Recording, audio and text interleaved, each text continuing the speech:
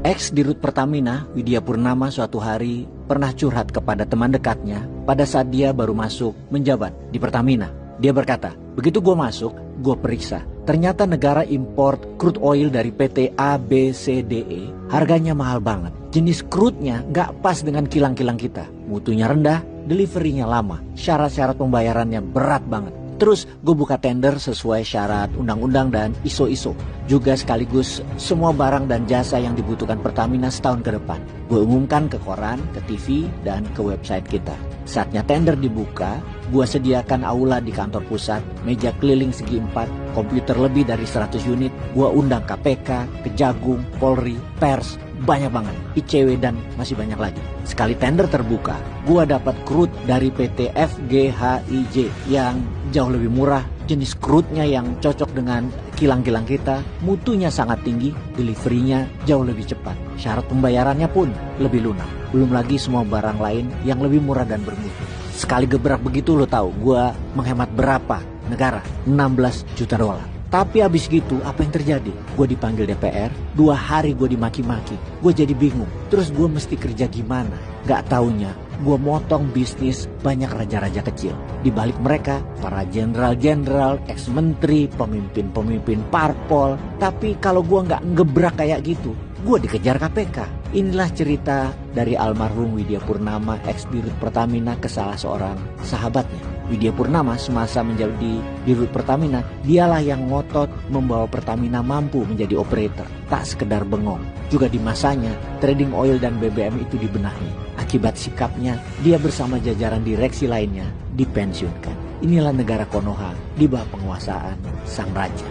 Sekarang, apalagi prestasi lainnya dari sang raja? Mungkin banyak yang tidak tahu bahwa harga beras di Indonesia ternyata yang paling mahal di kalangan negara-negara anggota ASEAN.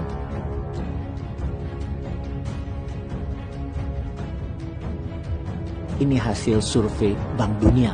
Akibatnya, masyarakat Indonesia harus merogoh dompet dalam-dalam demi memenuhi kebutuhan pangan terutama untuk beras. Bank Dunia memperkirakan konsumen Indonesia itu membayar hingga 20% lebih mahal untuk makanan mereka ketimbang mereka bayar di pasar bebas yang beredar di ASEAN. Celakanya, mahalnya beras tidak seiring dengan tingkat kesejahteraan petani di Indonesia. Berdasarkan survei Bank Dunia, kehidupan sebagian besar petani di Indonesia jauh dari kategori sejahtera. Pendapatan dari petani Indonesia, kata Bank Dunia, masih di bawah $1 per hari atau setara Rp15.200.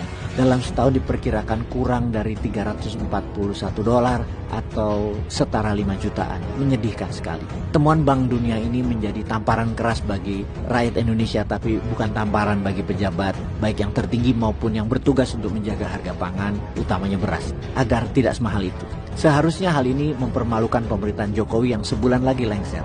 Namun untung ada Projo dan pasukan berani mati, yaitu para buzzer yang terus memuja-muja sang raja di berbagai platform. Presiden beras yang habis karena banyak alasan politik tidak memperdulikan hal penting terutama dalam menyongsong fase urgent perberasan terkait adanya kemungkinan selisih defisit antara produksi bulanan dengan kebutuhan konsumsi di akhir tahun 2024 hingga awal 2025. Kemungkinan bukan hanya harga beras yang naik, tapi berasnya mungkin langka. Apa nggak serem itu di akhir tahun 2024 dan 2025 ini?